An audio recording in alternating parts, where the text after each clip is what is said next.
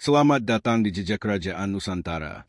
Dalam legenda yang mengalir di antara lembar-lembar epik Ramayana, muncul satu tokoh yang tak hanya gagah perkasa, tapi juga setia tanpa batas.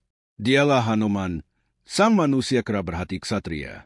Dari hutan yang lebat hingga istana megah di Alengka, ia terbang menantang batas demi satu tujuan, menyelamatkan Sinta dan menegakkan kebenaran. Tapi siapa sebenarnya Hanuman? Apa yang membuatnya begitu dihormati, bahkan hingga kini masih dipuja di berbagai belahan dunia? Mari kita telusuri bersama jejak keberanian, kesetiaan, dan pengorbanan Hanuman dalam perjalanan suci yang mengguncang langit dan bumi. Inilah kisah sang pahlawan sakti dari Ramayana, hanya di jejak kerajaan Nusantara. Hanuman atau Anoman, yang juga dikenal sebagai Bajrangwali, adalah salah satu tokoh penting dalam ajaran Hindu. Ia digambarkan sebagai sosok pahlawan dalam kisah epik Ramayana dan dikenal luas di berbagai kebudayaan Hindu. Hanuman adalah seekor kera putih sakti yang merupakan anak dari Dewa Angin, Batara Bayu, dan seorang wanita bernama Anjani. Anjani sendiri memiliki hubungan keluarga dengan dua tokoh penting lainnya, yaitu Subali dan Sugriwa, yang membuat Hanuman menjadi bagian dari keluarga besar tokoh Wanara dalam Ramayana. Dalam tradisi pedalangan Jawa yang tertuang dalam kitab Serat Pedalangan, diceritakan bahwa Hanuman memang berasal dari cerita Ramayana. Akan tetapi, seiring berjalannya waktu, tokoh ini juga diadaptasi dan muncul dalam beberapa bagian Mahabharata, menjadikannya sebagai karakter lintas zaman. Di India, Hanuman dihormati dan dipuja sebagai dewa pelindung. Tak sedikit kuil didirikan khusus untuk menyembah dan menghormatinya. Pengaruhnya sangat besar dalam tradisi Hindu, dan banyak orang yang melihat Hanuman sebagai simbol kekuatan, kesetiaan, dan pengabdian. Hanuman lahir pada masa Treta Yuga, sebuah zaman suci dalam kepercayaan Hindu, sebagai anak dari Anjani yang berwujud seekor wanara atau makhluk menyerupai kera. Namun sebelumnya, Anjani adalah seorang bidadari bernama Punjikastala. Karena suatu kutukan, ia harus menjalani kehidupan di dunia dalam wujud wanara. Satu-satunya cara untuk mengakhiri kutukan tersebut adalah dengan melahirkan anak yang merupakan penjelmaan Dewa Siwa.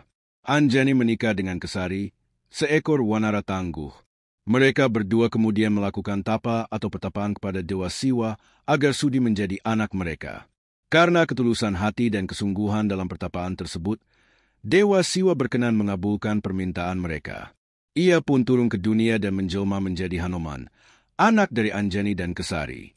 Dalam versi lain dari cerita ini, proses kelahiran Hanuman memiliki kaitan dengan upacara besar bernama Putrakama Yadnya yang dilakukan oleh Raja Dasarata, ayah Rama. Dalam upacara itu, Raja Dasarata mendapatkan makanan suci yang harus diberikan kepada istri-istrinya sebagai sarana untuk mendapatkan keturunan. Kelak, makanan tersebut menjadi penyebab kelahiran Rama, Laksmana, Bharata, dan Satrugna. Namun, atas kehendak para dewa, sepotong dari makanan suci itu dibawa oleh seekor burung dan secara ajaib terjatuh ke tempat Anjani sedang bertapa. Makanan itu akhirnya sampai ke tangan Anjani berkat bantuan Dewa Bayu. Setelah memakannya, ia pun mengandung dan melahirkan Hanuman. Versi lain menyebut bahwa Hanuman lahir karena campur tangan langsung dari Dewa Bayu. Suatu hari, ketika Anjani sedang berada di tempat terpencil, Dewa Bayu melihat kecantikannya dan memeluknya. Anjani marah karena merasa dilecehkan, tetapi Bayu menjelaskan bahwa pelukannya bukan secara jasmani, melainkan secara rohani. Ia memeluk jiwa Anjani, bukan tubuhnya. Bayu juga meramalkan bahwa anak yang akan lahir dari Anjani akan memiliki kekuatan luar biasa dan kecerdasan melampaui wanara lainnya. Dari sanalah muncul Hanuman, sosok dengan kekuatan dan akal luar biasa. Karena merupakan anak Anjani, Hanuman juga dikenal dengan nama Anjaniya, yang berarti putra dari Anjani. Nama ini umum digunakan dalam berbagai versi cerita di India. Sejak kecil, Hanuman sudah menunjukkan keistimewaannya. Dalam suatu kisah, ia melihat matahari bersinar terang dan menganggapnya sebagai buah yang menggiurkan. Tanpa berpikir panjang, Hanuman kecil terbang menuju matahari dengan niat untuk memakannya. Aksi nekat ini membuat para dewa khawatir, khususnya Dewa Indra yang merasa cemas jika matahari benar-benar tertelan. Untuk mencegah Hanuman, Dewa Indra melemparkan petirnya dan mengenai Hanuman hingga ia jatuh menabrak gunung. Kejadian itu membuat Dewa Bayu sangat murka dan memilih menarik seluruh udara dari dunia. Akibatnya, Semua makhluk hidup menjadi lemas dan hampir mati karena kehilangan udara. Para dewa pun memohon kepada Dewa Bayu agar mengakhiri kemarahannya demi keselamatan dunia. Akhirnya, demi meredakan situasi, para dewa menghadiahkan banyak anugerah kepada Hanuman. Dewa Brahma dan Dewa Indra memberikan berkah bahwa Hanuman akan kebal terhadap segala jenis senjata. Bahkan, kematiannya hanya akan terjadi atas keinginannya sendiri. Karena itu, Hanuman dianggap sebagai makhluk abadi atau Chiranjeevi dalam mitologi Hindu. Kisah ini memperkuat posisinya sebagai sosok yang luar biasa dan tak tertandingi. Peran penting Hanuman dalam cerita Ramayana dimulai ketika ia bertemu dengan Rama dan adiknya, Laksmana. Saat itu, mereka datang ke Kiskenda, kerajaan para Wanara. Sugriwa, penguasa Kiskenda, merasa cemas melihat kedatangan dua pemuda asing tersebut. Ia curiga bahwa mereka mungkin adalah utusan Subali yang dikirim untuk membunuhnya. Untuk memastikan hal itu, Sugriwa mengutus Hanuman untuk menyelidiki siapa sebenarnya dua orang tersebut.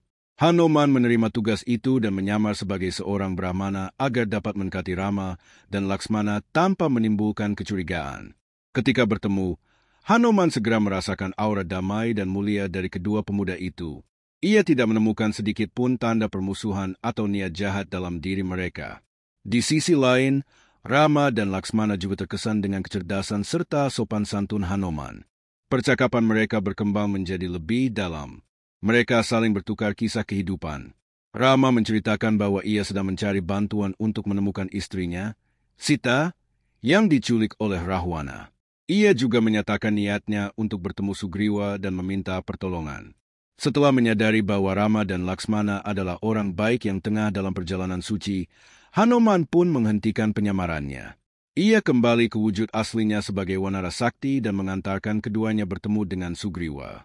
Pertemuan itu kelak menjadi awal dari aliansi besar antara Rama dan pasukan Wanara dalam misi penyelamatan Sita dan perang besar melawan Rahwana di Alenka. Dalam rangka membantu Rama untuk menemukan istrinya yang diculik, Sinta, Raja Sugriwa memerintahkan pasukan Wanara untuk menyisir seluruh penjuru dunia guna mencari keberadaan Sinta. Sugriwa mempercayakan misi ini kepada prajurit terbaiknya seperti Hanuman, Anggada, Nila, dan Jembawan. Mereka memulai ekspedisi panjang yang membawa mereka melewati banyak medan sulit, hingga pada suatu titik mereka memasuki sebuah gua yang besar dan tersesat di dalamnya. Di dalam gua itu, mereka menemukan sebuah kota megah yang tampak misterius.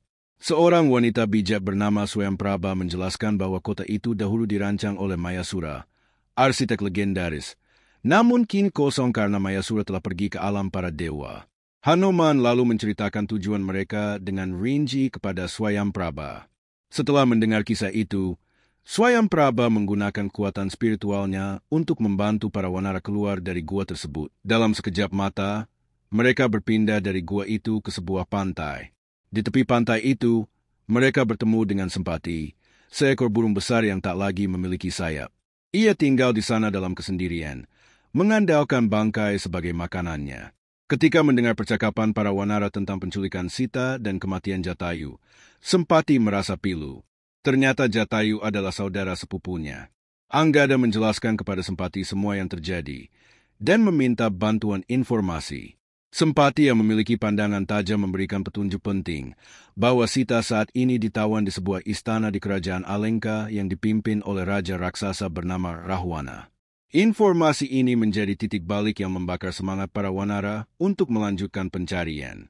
Setelah mendapatkan informasi penting itu, Hanuman diingatkan kembali akan kekuatan luar biasa yang dimilikinya. Ia pun memutuskan untuk terbang melintasi lautan menuju Alenka. Sesampainya di sana, ia menggunakan siasat dengan menyamar menjadi seekor monyet kecil agar bisa menyusup tanpa menarik perhatian. Hanuman menjelajahi kota yang tampak kuat dari segi pertahanan dan dijaga ketat oleh para prajurit. Penduduk Alenka tampak religius namun juga kejam. Mereka menyanyikan mantra-mantra pujian bagi Rahwana. Hanuman menjelajahi istana Rahwana, yang dipenuhi oleh wanita-wanita cantik, namun ia tidak menemukan Sita. Ia kemudian menemukan taman yang belum ia periksa sebelumnya, yaitu Taman Asoka. Di sana, ia melihat seorang wanita dalam keadaan murung dan penuh kesedihan, yang kemudian diyakininya sebagai Sita. Beberapa saat kemudian, Rahwana datang dan mencoba merayu Dewi Sinta agar menerima cintanya. Namun Sita menolaknya mentah-mentah. Setelah Rahwana pergi, Hanuman mendekati Sita dan menjelaskan bahwa ia adalah utusan dari Rama. Sinta awalnya meragukannya, tetapi kepercayaannya tumbuh saat Hanuman memperlihatkan cincin milik Rama sebagai bukti. Hanuman menyampaikan pesan bahwa Rama akan segera datang menolongnya dan bahkan menawarkan untuk membawa Sinta pergi saat itu juga. Namun Sinta menolak karena ia ingin Rama sendiri yang datang menyelamatkannya secara ksatria. Hanuman pun berpamitan setelah mendapat restu dari Sita. Sebelum kembali ke pasukan, Hanuman membuat kekacauan besar di Taman Asoka sebagai bentuk perlawanan. Ia menghadapi ribuan tentara Alengka dan bahkan berhasil mengalahkan beberapa prajurit tangguh seperti Jambumali dan Aksya.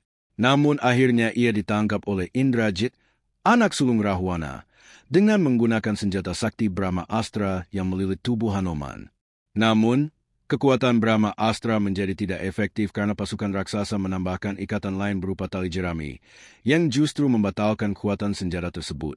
Indrajit menjadi kecewa karena mengetahui bahwa Hanuman sebenarnya bisa melepaskan diri kapan saja. Hanuman memilih tetap diam karena sedang menunggu momen yang tepat untuk bergerak. Rahwana yang murka ingin menghukum mati Hanuman. Tetapi adiknya, Wibisana, mengingatkan bahwa Hanuman adalah seorang utusan dan seharusnya tidak dihukum mati. Akhirnya, Rahwana memutuskan untuk menghukumnya dengan membakar ekornya. Ketika ekor Hanuman disulut api, Sita memanjatkan doa kepada Dewa Agni agar api tersebut tidak melukai Hanuman. Doanya dikabulkan dan api yang menyala justru terasa sejuk di tubuh Hanuman. Setelah itu, Hanuman meluapkan kemarahannya. Ia melepaskan diri dari ikatan dan dengan ekor yang menyala, ia membakar sebagian besar kota Alengka, kecuali tempat Sinta ditawan. Api melahap bangunan dan membuat kota itu menjadi lautan api. Setelah menyebarkan kehancuran, Hanuman menceburkan diri ke laut agar api di ekornya padam. Para dewa memujinya karena keberaniannya. Setelah berhasil menyelesaikan misinya, Hanuman kembali kepada Rama dan melaporkan semua yang ia lihat. Mendengar kabar bahwa Sinta masih hidup dan mengetahui keberadaannya, Rama pun memutuskan untuk segera menyusun pasukan Wanara guna menyerbu Alengka dan menyelamatkan istrinya. Dalam pertempuran sengit antara pasukan Rama dan Rahwana, Hanuman memainkan peran penting sebagai petarung utama. Ia mengalahkan banyak pasukan raksasa. Saat Rama dan Laksmana terkena senjata sakti Nagapasa dan jatuh tak berdaya, Jembawan menyarankan Hanuman untuk mencari tanaman obat di pegunungan Himalaya. Karena tak tahu pasti tanaman mana yang dibutuhkan, Hanuman mencabut dan membawa seluruh puncak gunung kembali ke medan perang. Dengan tanaman tersebut, Rama dan pasukannya pulih kembali dan pertempuran dapat dilanjutkan. Setelah kemenangan atas Rahwana, Rama hendak memberikan hadiah kepada Hanuman sebagai tanda terima kasih.